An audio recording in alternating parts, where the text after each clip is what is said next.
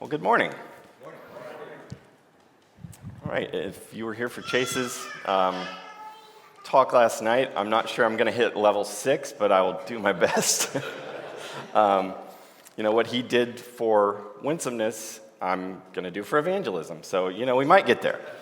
But it's no secret that the evangelical church is really struggling to respond to the cultural moment we find ourselves living through.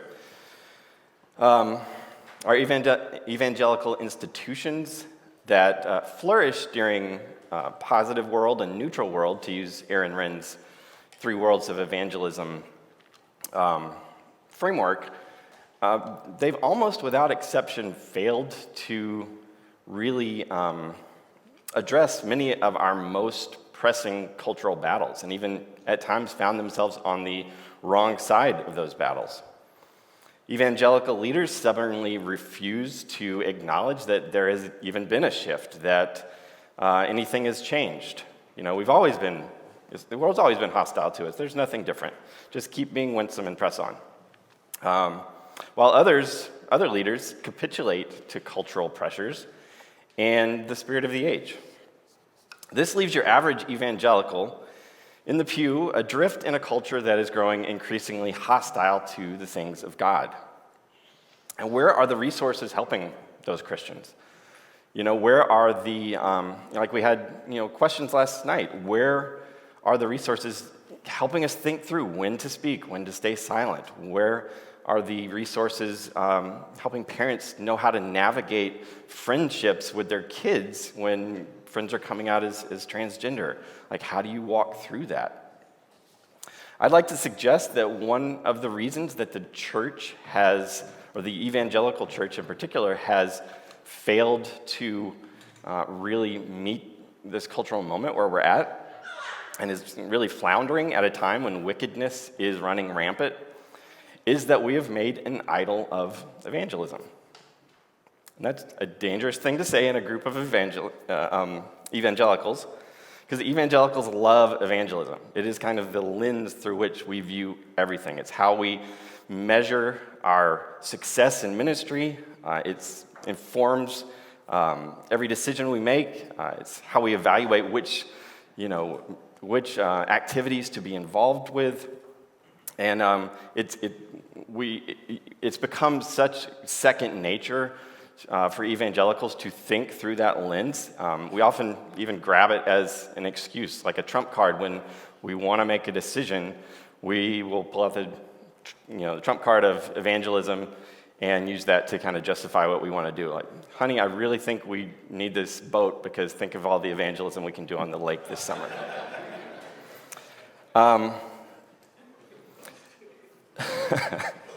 And so, when I say, that we've made an idol of evangelism, I don't just mean that we care about it too much. We are too focused on it.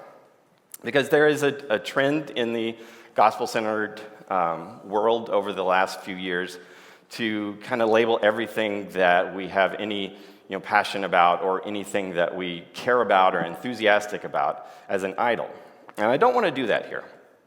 Because, a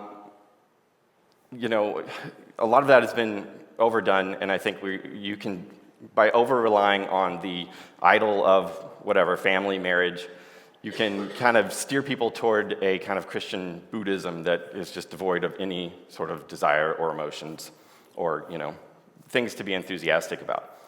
But I think if we unpack what an idol actually is and look at the definition of evangelism, it'll become clear how evangelism has become an idol.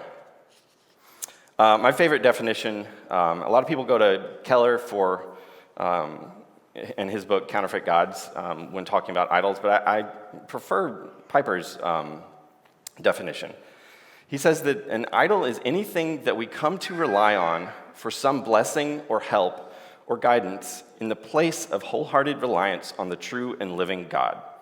So he's basically saying an idol is anything that we look to provide something that only God can provide.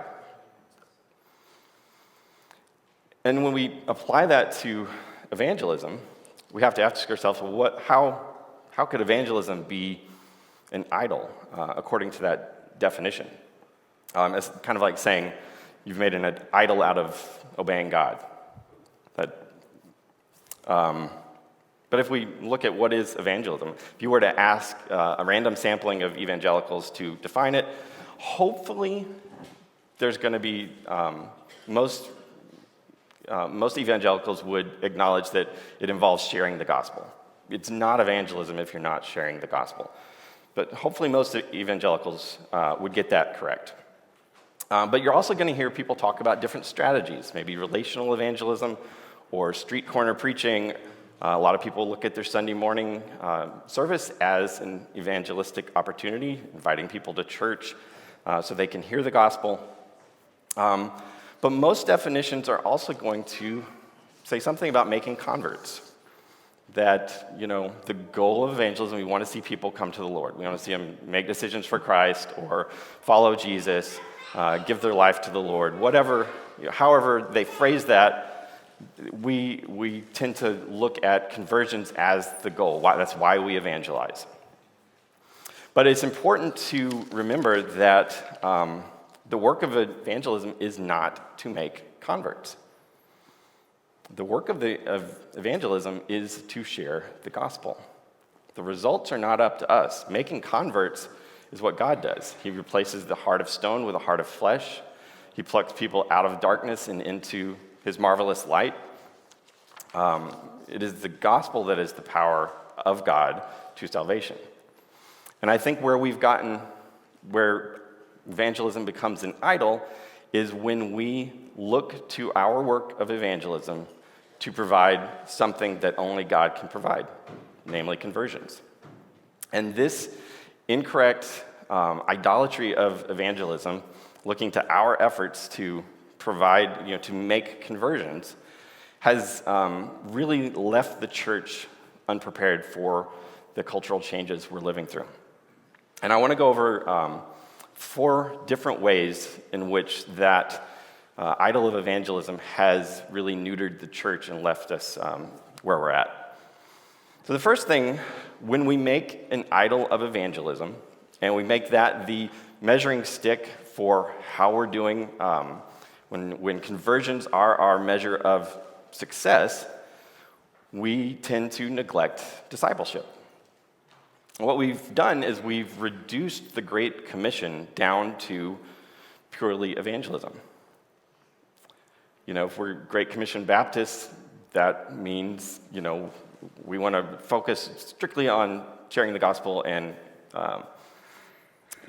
evangelism. But if we actually look at what the text says, go therefore and make disciples of all nations, baptizing them. Okay, so if there's baptisms, that means that there is conversions. So we can so there is the sharing of the gospel, which God uses to produce conversions.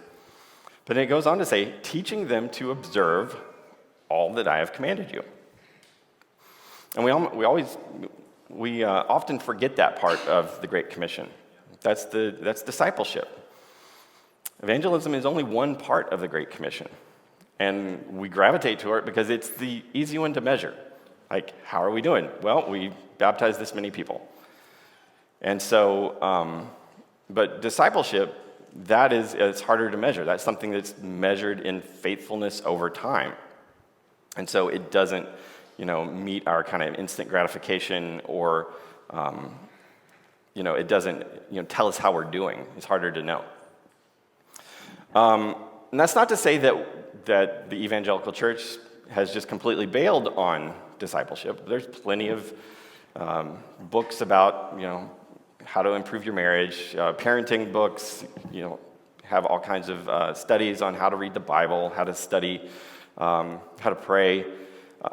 The discipleship that we are failing to do is often the discipleship that we kind of see as in conflict with evangelism.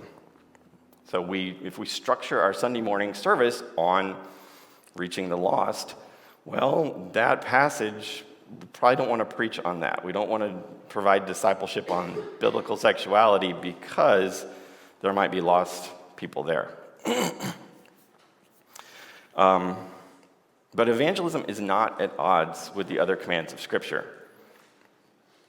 A couple of examples. Ephesians 5:11 says, "Take no part in the unfruitful works of darkness, but instead expose them." When is the last time you went through a study with your small group on how to expose the unfruitful works of darkness? That sounds awfully confrontational. It's not winsome, so we're just going to ignore that. We're not going to provide discipleship there. Or, destroying arguments and every lofty opinion raised against the knowledge of God. Are we seeing any of that in our world? Yeah, absolutely. But where is the discipleship on how we confront these arguments and lofty opinions? When we structure our services around evangelism, when we make evangelism the ultimate goal in our church life, then we're going to be dropping the ball on the things that our culture most needs, our Christians most need discipleship in right now.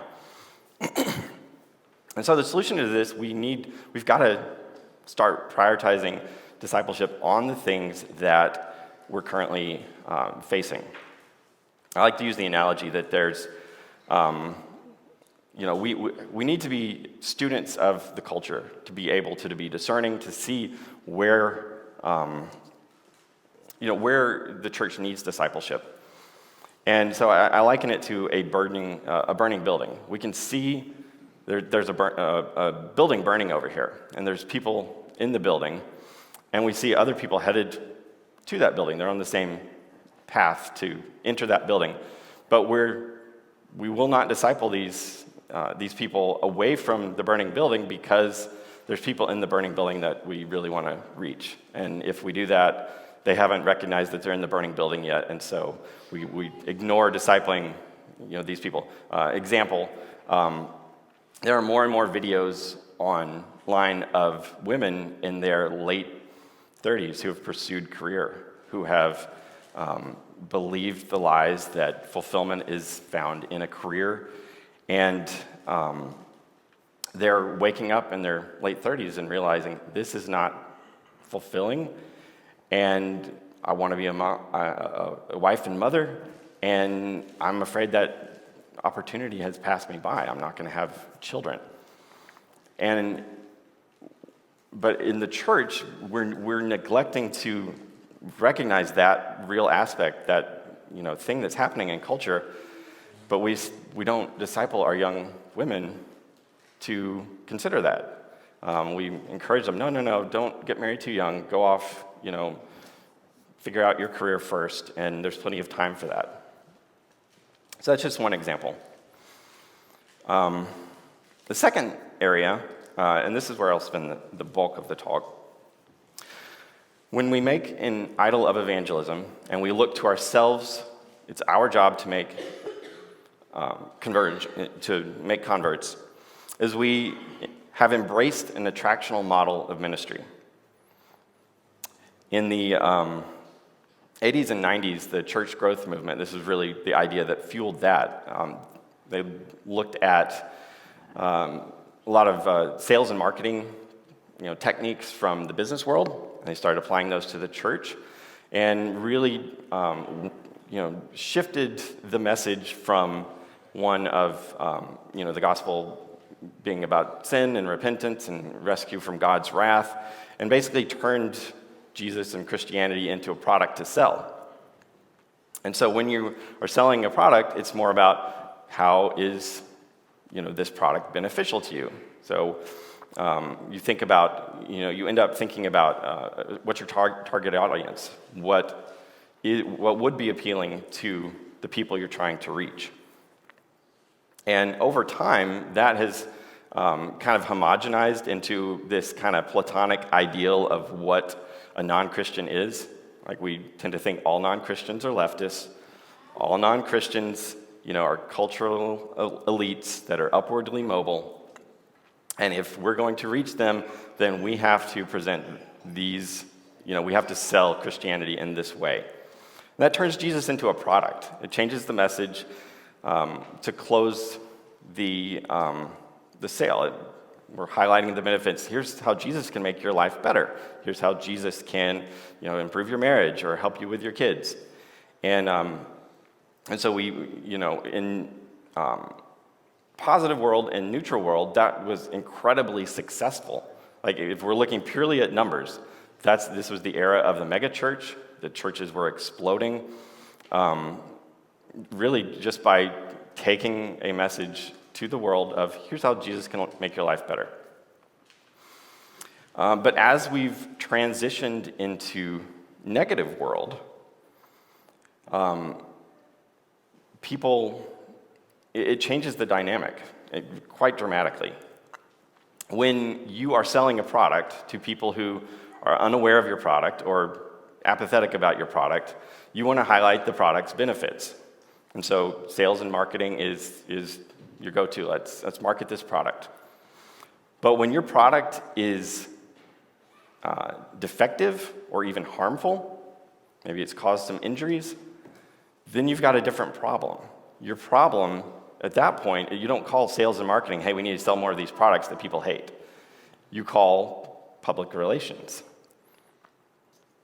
And so as we've shifted into negative world, the church, the evangelical church, has had to keep up. It's a completely different dynamic where we have, instead of selling it to people who are apathetic, we have people who hate our product and who don't want, who believe it's harmful.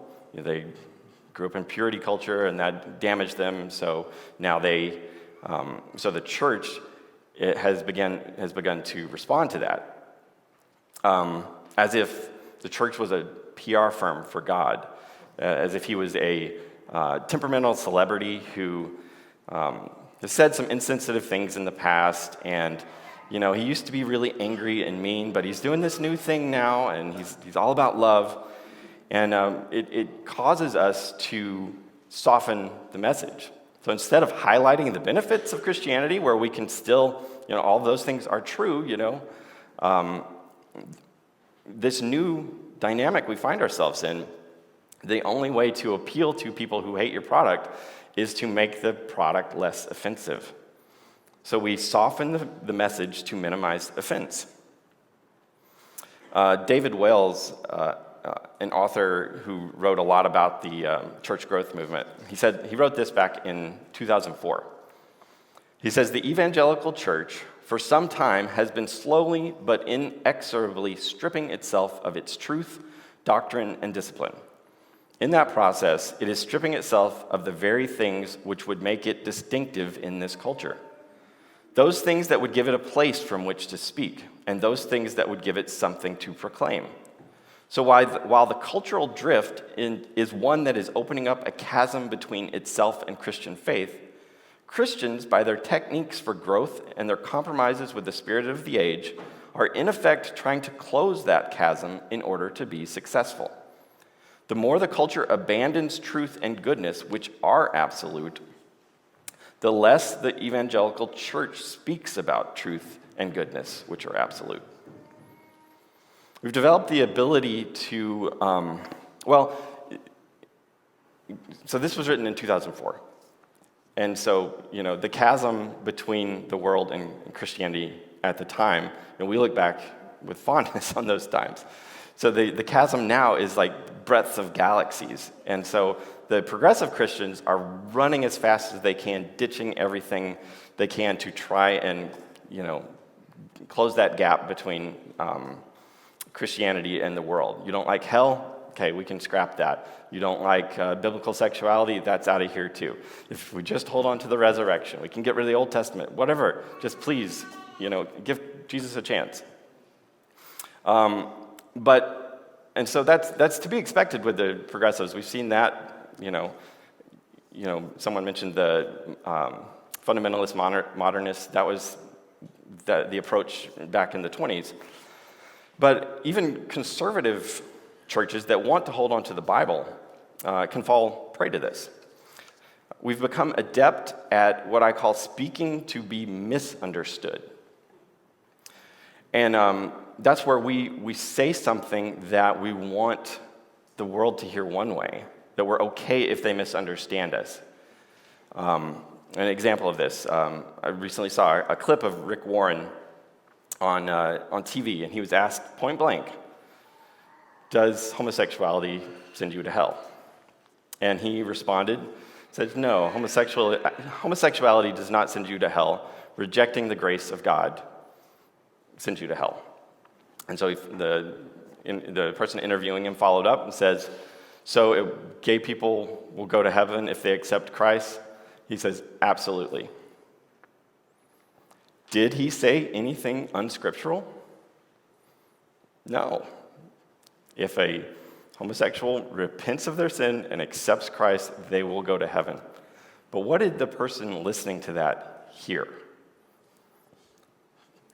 The person listening to that heard an affirming message, and Rick Warren was okay to let him believe that because that closes the gap. I'm closer to the culture I'm trying to reach. And what this does is we see our leaders behave this way, is this type of communication that is done through our evangelical institutions from Sunday morning, is it filters down into how we interact with the people in our lives. So, I used to be a huge believer in relationship evangelism. And what I found was that, I'm trying to build these relationships, but I don't want to offend anybody.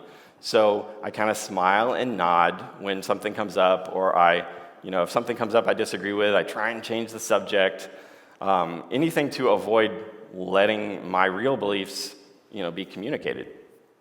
Because that's what I saw modeled from the stage of our churches and, in the pages of our evangelical literature. But this turns us into chameleons. And so if the goal of relational evangelism is to build relationships with the hope that one day there will be gospel opportunities when life hits the fan and they turn to you, give me a reason for the hope that's in you. If we haven't, if we're not revealing who we are, we're not building real relationships. We have relationships an inch deep that no one is going to turn to us because they don't know who we are. And this fuels something that has really contributed, and I think this more than anything else, this is what the evangelical church has done that has contributed to where we're at right now in culture. In the 1970s, a sociologist came up with a theory called the spiral of silence. The spiral of silence basically says that as humans, we fear social isolation. We don't want to be weird. And so we're constantly looking for cues in our interactions to see what type of beliefs, opinions, behavior produce social isolation. And so when we see those things, we tend to become quiet. And when we're quiet about our beliefs, opinions, behaviors, that are outside the popular consensus, the opposing beliefs, opinions, and behaviors become more emboldened, which causes more silence on this side until you get to the point where one set of ideas is dominant and the other is completely absent. And so through our relational evangelism, we have contributed to that in society. And I think the solution to this approach, making an idol of evangelism and embracing the attractional model, is we need to shift how we think about our presence in this world. We're not PR agents for God trying to soften his image. We are ambassadors for Christ. Ambassadors are sent to foreign countries with a special assignment as representatives of the sovereign who sent them. It's not our job to an ambassador doesn't go into another country with his kind of own agenda to make the king look good. An ambassador goes in with, this is what the king says, this is what the king's agenda is, this is what the king wants. Paul talks about it twice in the New Testament. In 2 Corinthians 5:20, he says, "Therefore we are ambassadors for Christ, God making his appeal through us. We implore you on behalf of Christ, be reconciled to God." That's the message. God making his appeal through us, not us, plussing his message. But he talks about it a second time that isn't as often quoted. He writes to the Ephesians from prison in Rome. He says, "Pray also for me, that words may be given to me in opening my mouth boldly to proclaim the mystery of the gospel, for which I am an ambassador in chains, that I may declare it boldly as I ought to speak." That's what the world needs right now. They need ambassadors for Christ that are prepared to represent the King, even if it means they put us in chains. And we need that boldness that Paul was asking the Ephesians to pray for. Jesus said, "Woe to you when all people speak well of you, for so their fathers did to the false prophets."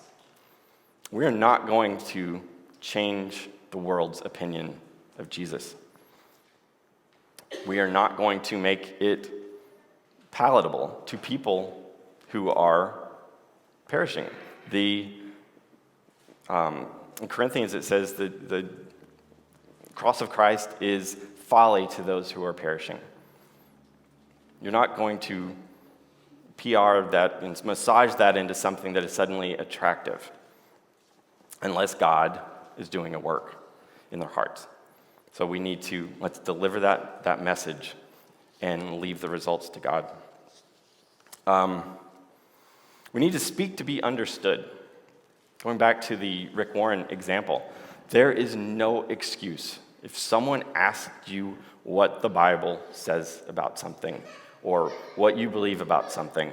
There is no excuse for you to leave that interaction. Leave them with any ambiguity about that. Let's speak to be understood. I think Michael's going to be speaking about how language is used.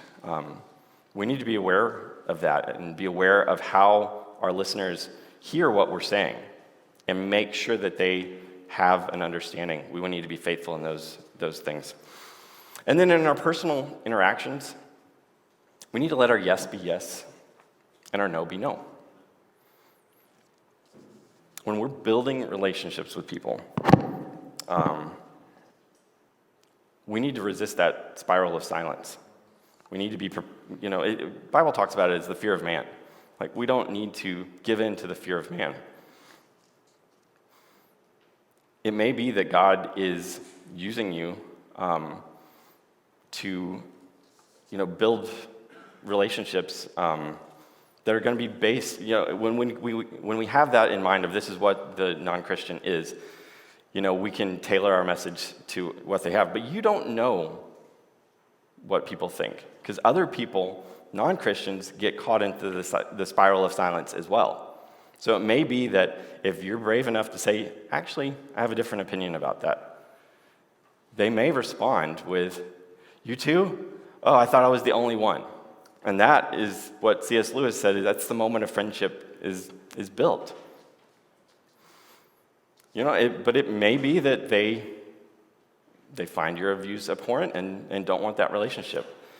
But we can't let that fear of pushing people away trap us in this place where we're staying on the surface, because those aren't real relationships that people are actually going to ask about the hope that's in you.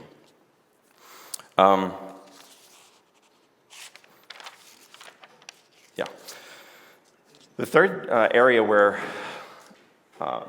problem with an idol of evangelism and what that the negative effect of that is, it turns other Christians into obstacles to evangelism.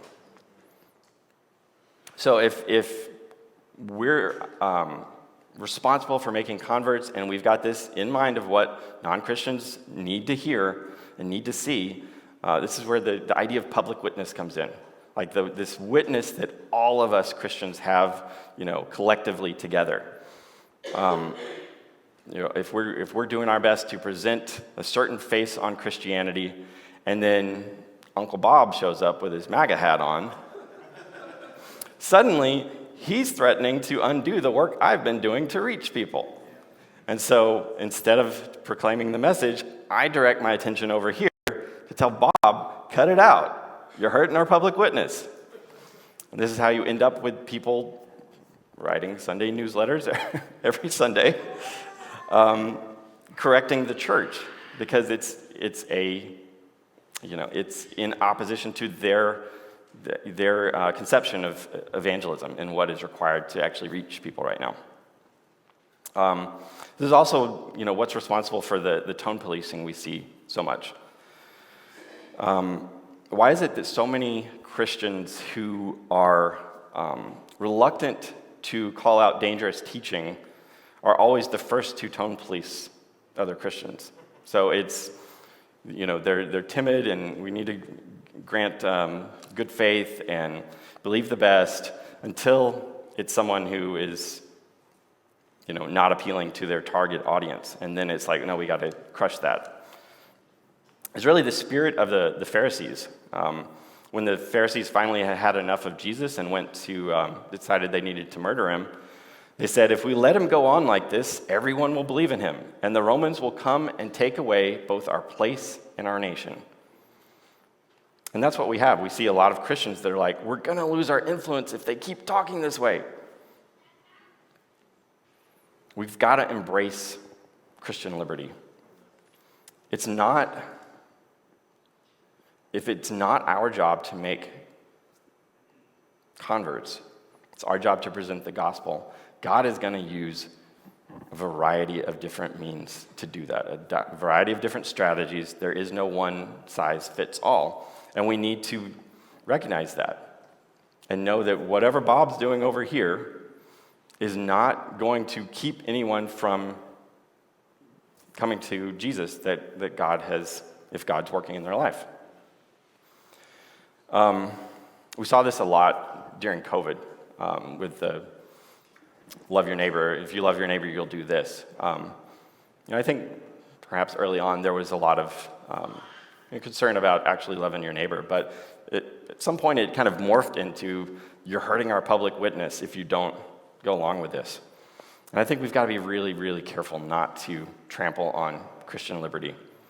God's going to use the abolitionists that are in front of abortion clinics every week. And I've gotten to know some over the past couple of years, and just the stories I'm hearing, that's not the approach I would naturally take. I don't think I would be gifted in that scenario as confrontational as that is, but God is using it, and God is going to use the winsome guy over here. God's going to use Uncle Bob. We just need to let God do what he's going to do and focus on the people that are in our sphere of influence and stop policing everyone else. And the last thing that I wanted to touch on, when we make an idol of evangelism, we are producing false converts.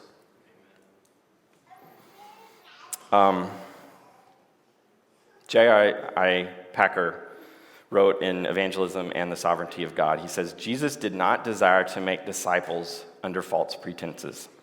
He had no interest in gathering vast crowds of professed adherents who would melt away as soon as they found out what following him actually demanded. And that's where we're at. I think that's one of the biggest reasons why churches are reluctant to address our most pressing cultural needs right now. It's because they know that that's going to crank up the heat and that a lot of these false converts are going to fall away. And that has very real consequences on your staff that you're trying to keep employed.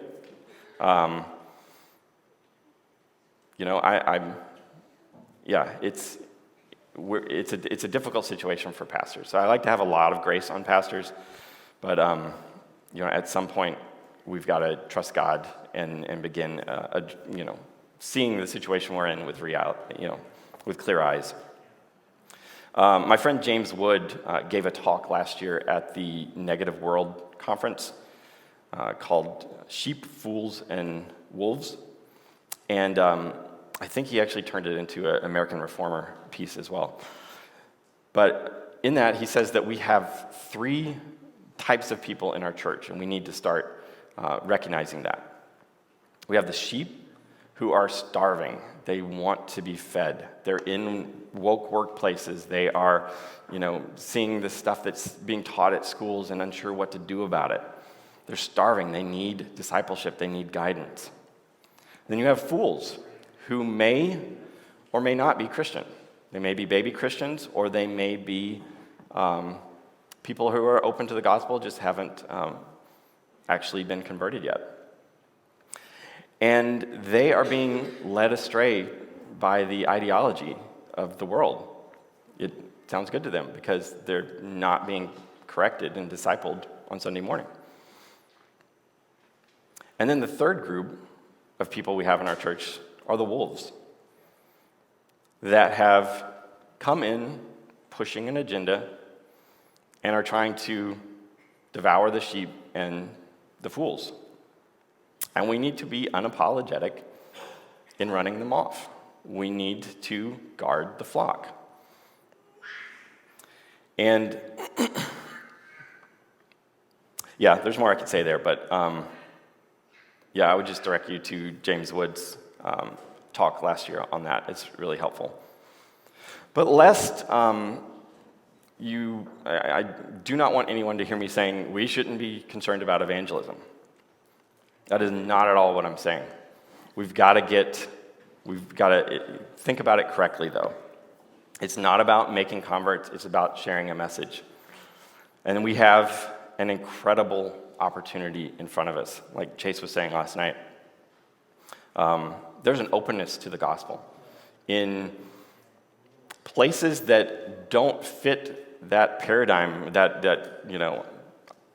picture of what a non-Christian is. I was listening or watched a YouTube video about a year ago with 2 ladies who used to be woke activists. And they both kind of saw through a lot of the crazy that was happening and became red-pilled and became Trump supporters. And they, in that process of kind of rethinking where a lot of beliefs that they had previously had, they eventually got around to Christianity and had recently become Christians. And so in this YouTube talk, they're talking about what they're learning from the Bible, and they're just giddy about all the things they're learning. And one of them was like a Twitch gamer girl or something who was known for like her goth appearance and dark. She's like, I don't dress that way anymore. I don't want to be associated with darkness. Like there's a light in my life now. And that's, if we're so focused on this is what a non-Christian is, this is what the non-Christians need to hear, we're going to miss the opportunities around us and the openness to a gospel that is in unexpected places. I'm going to close with another quote from J.I. Packer. He says, "You have no reason to be ashamed of your message or half-hearted and apologetic in delivering it. You have every reason to be bold and free and natural and hopeful of success. For God can give His truth an effectiveness that you and I cannot give it. God can make His truth triumphant to the conversion of the most seemingly hardened unbeliever." God give us that boldness, that confidence in His Holy Spirit to do that work. And let's focus on delivering the message. Thanks.